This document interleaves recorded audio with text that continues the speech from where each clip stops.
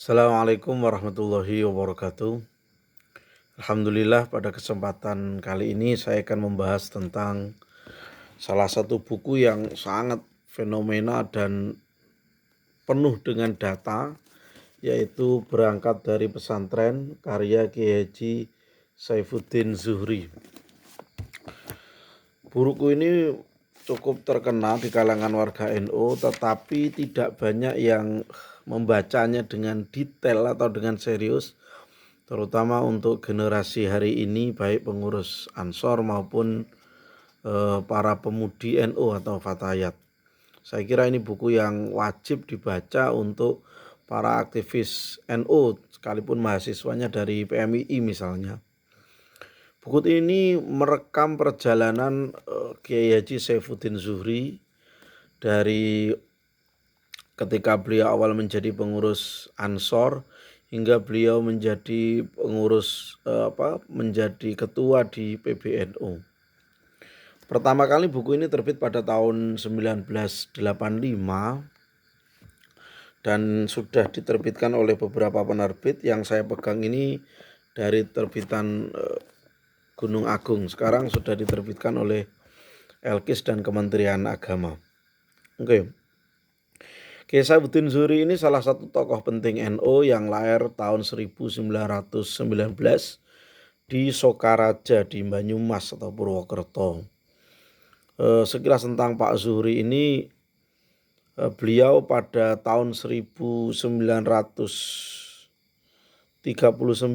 beliau setidaknya menjabat 4 jabatan penting di NU. Pertama, Sekretaris Majelis Konsul NU Jawa Tengah Selatan. Kalau sekarang ya sudah menjadi PWNU. Beliau sekretarisnya, kemudian Komisaris Daerah Ansor Jawa Tengah bagian selatan, dan kemudian guru madrasah, pembantu dan koresponden surat kabar pemandangan dari Jakarta dan mingguan politik Pesat dari Jawa Tengah. Pada periode Orde Lama beliau pernah menjadi Menteri Agama dan juga anggota DPR, dan pada Orde Baru beliau menjadi pengurus besar Nahdlatul Ulama. Buku ini sangat banyak data dan ditulis dengan pendekatan antropologi sehingga sangat detail dan sangat menarik untuk dibaca. Gitu. Karena saking menariknya dan banyaknya sumber data, saya hanya akan merangkum 5 peristiwa besar yang tercatat di dalam buku ini. Nanti bisa diperjelas dan dibaca sendiri oleh pemirsa. Pertama yang hal besar itu adalah Hizib Nasor Kiai Dalhar yang memukul mundur pasukan sekutu ketika berada di Magelang. Jadi pada tanggal 21 November tahun 1945 ketika pecah perang Ambarawa, ketika sekutu yang datang dengan nikah masuk ke daerah Magelang, maka kondisi Magelang saat itu sedang kocar-kacir gitu. Karena mulai diserang oleh tentara sekutu. Maka Kiai Saifuddin Zuhri selaku konsul NU saat itu, beliau mengumpulkan 70 undangan kiai-kiai khas yang berada di Magelang dan sekitarnya. Tetapi yang hadir sekitar 200 orang. Nah, acaranya adalah Riyadhah Batiniyah atau Istighosah yang dilakukan pada pukul 3 dini hari.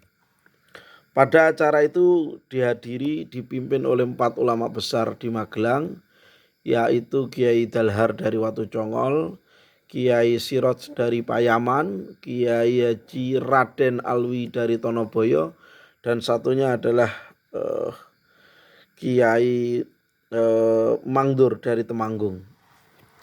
Acara Riyadhah ini juga dihadiri oleh Letkol Sarbini dan juga Ahmad Yani yang saat itu pangkatnya juga masih Letkol. Begitu.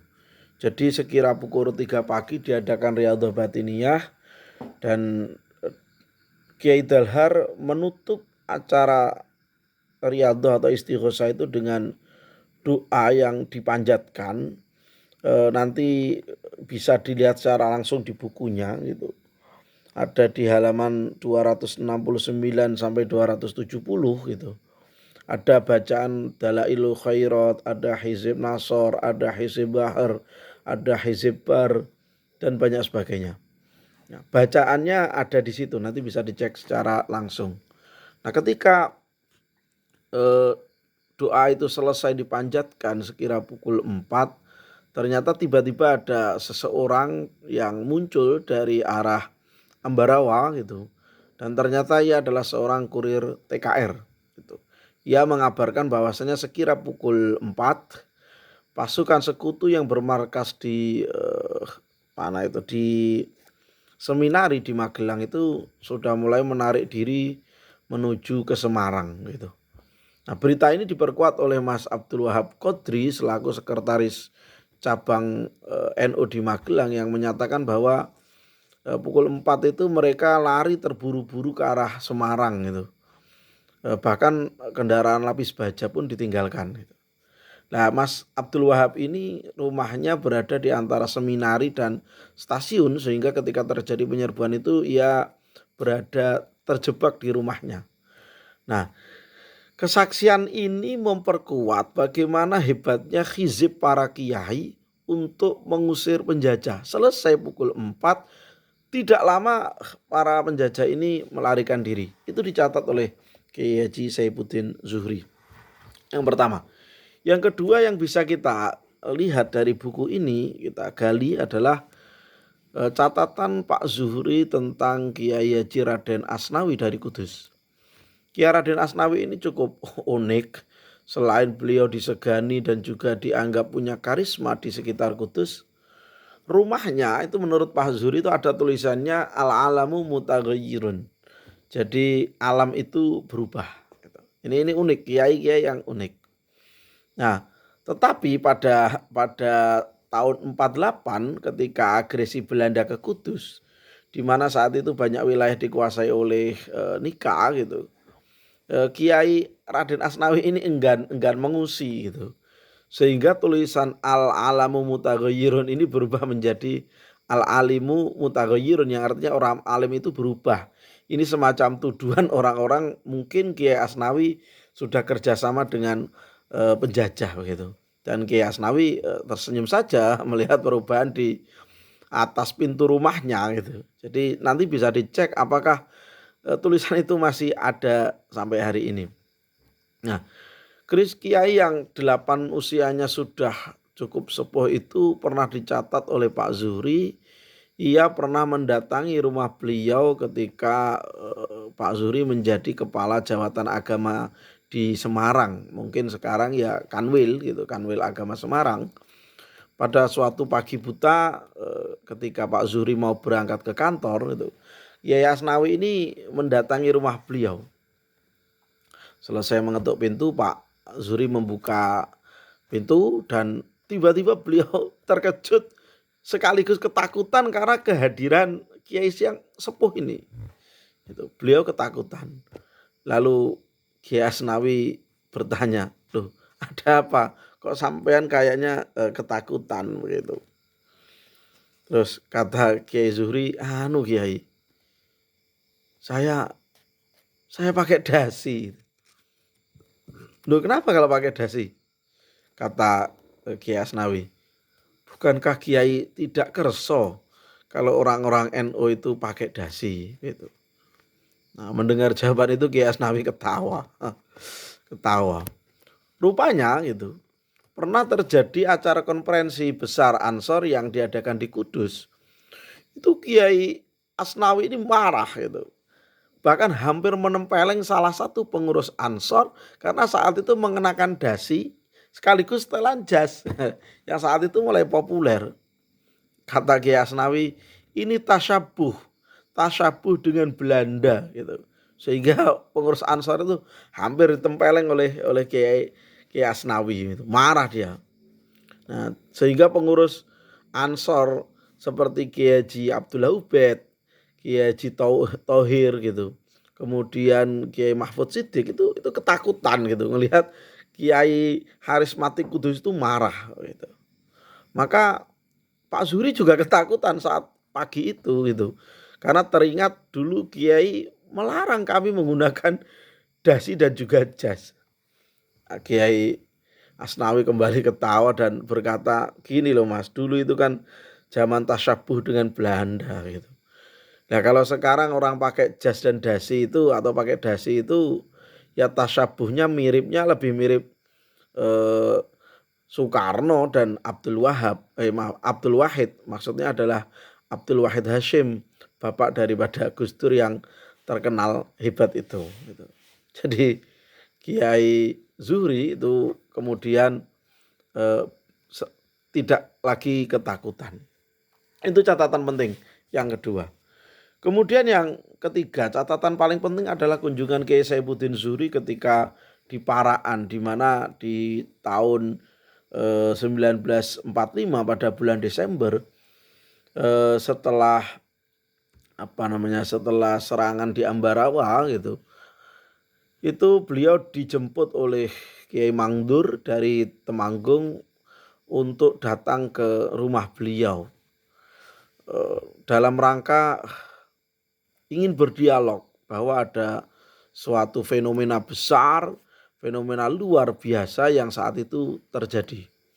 Nah, apa fenomena itu? Yaitu maraknya orang-orang ribuan setiap hari, bahkan mungkin lebih dari ribuan, belasan ribu, untuk memohon doa berkah kepada Kiai Subeki. Nah, Kiai Subeki ini kiai yang unik, orang biasa, bersahaja, petani tembakau, hidupnya sederhana tapi usianya sangat panjang, bahkan hampir 100 tahun di tahun itu. Beliau ini pernah dimintai doa oleh orang-orang sekitar ketika hendak ikut berperang di Ambarawa.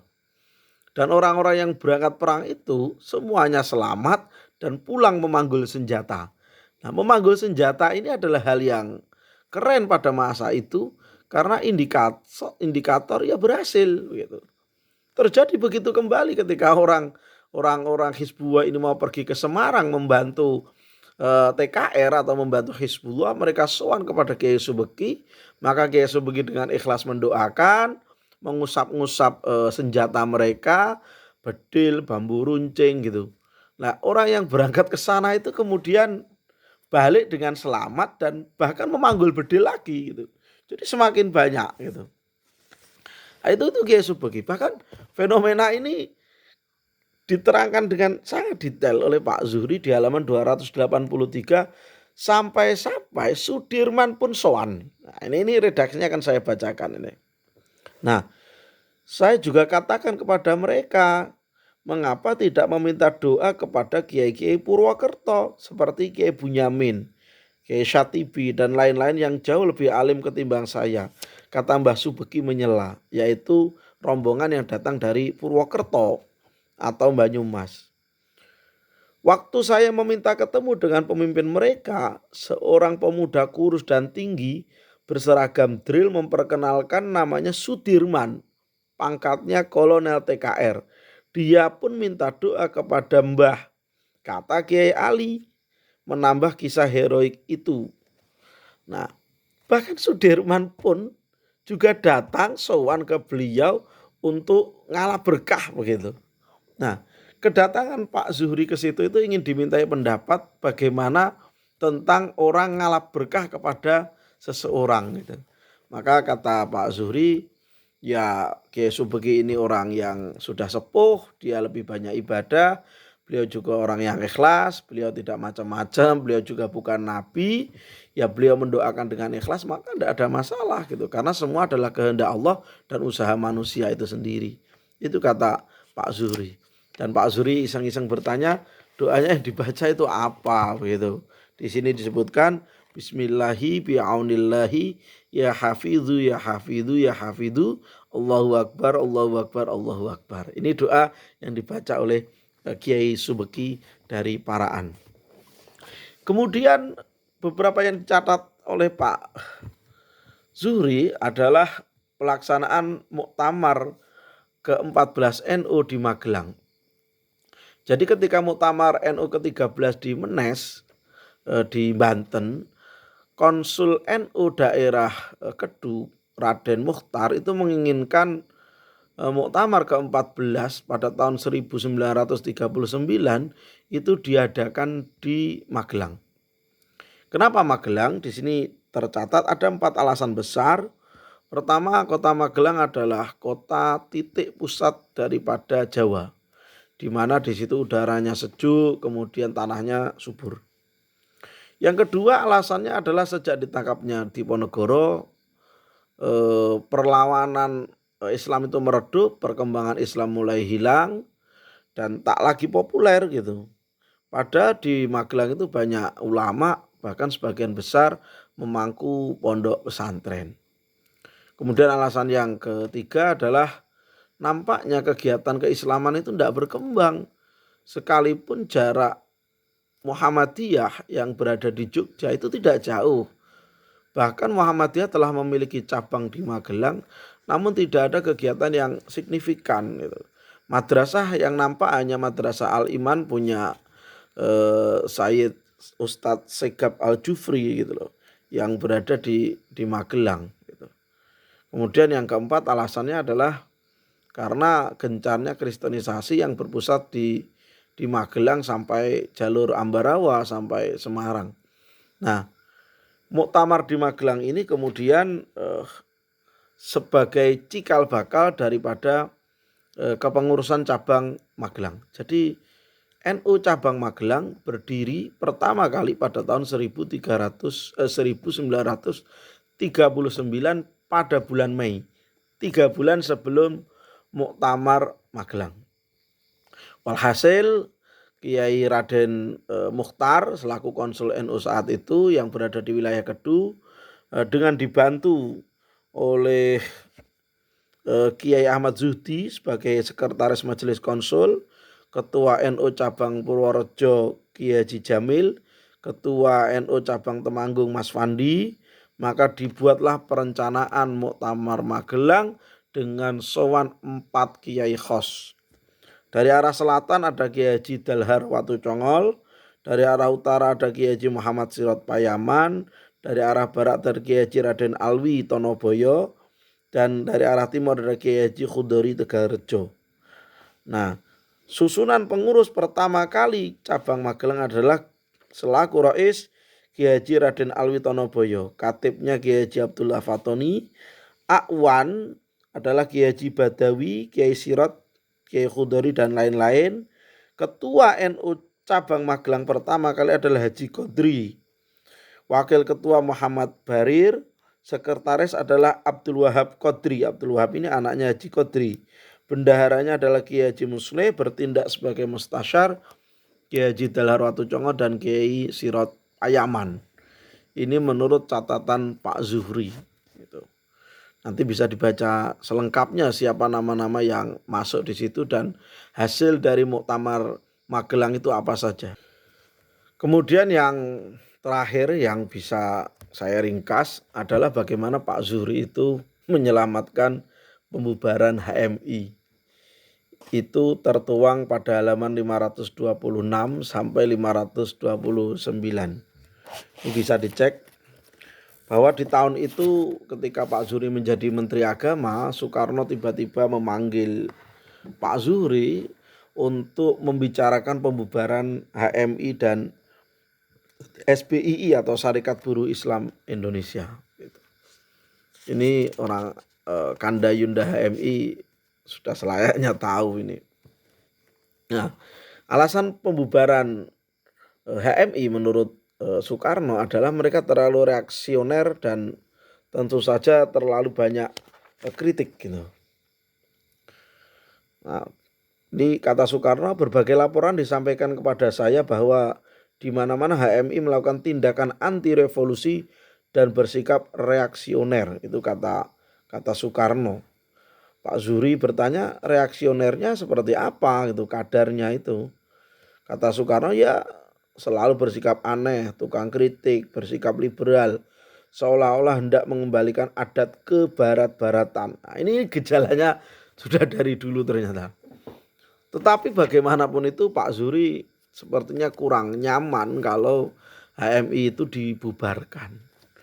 Sehingga beliau mencoba untuk berdialog, memberi masukan tentang pertimbangan-pertimbangan yang mungkin bisa diambil oleh Soekarno. Bahkan Soekarno berkata begini, tetapi bagaimanapun HMI dan SBI bahkan saya bubarkan. Kalau HMI bubar, NU kan untung, PMI makin besar, kata Soekarno. Tapi kata Pak Zuhri, bukan masalah untung atau bukan untung, sulit buat saya selagi masih Menteri Agama ada organisasi Islam yang dibubarkan tanpa ada alasan kuat. Aku memberanikan diri untuk kulil hak walau kana muron, kata Pak Zuhri. Wah, saya tidak nyangka kalau saudara membela HMI, kata Pak Karno. Bukan begitu, bukan membela HMI, Pak. Saya tidak ingin presiden berbuat berlebihan, termasuk tugas kami para pembantu presiden. Nah, mentok-mentoknya kata Pak Zuhri di sini, ya sudah gitu. Kalau Bapak tetap hendak membubarkan HMI, artinya pertimbangan saya bertentangan dengan gewetan Pak Bapak. Maka tugasku sebagai pembantu Bapak hanya sampai di sini. Aku telah bulat dan tawakal.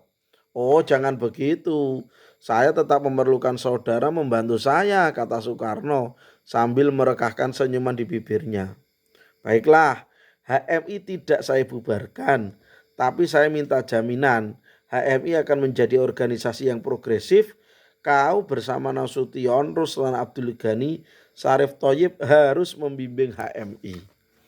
Peristiwa ini disaksikan oleh Hashim Ning, seorang pengusaha yang saat itu berada di satu ruangan dengan Pak Zuhri dan Pak Karno.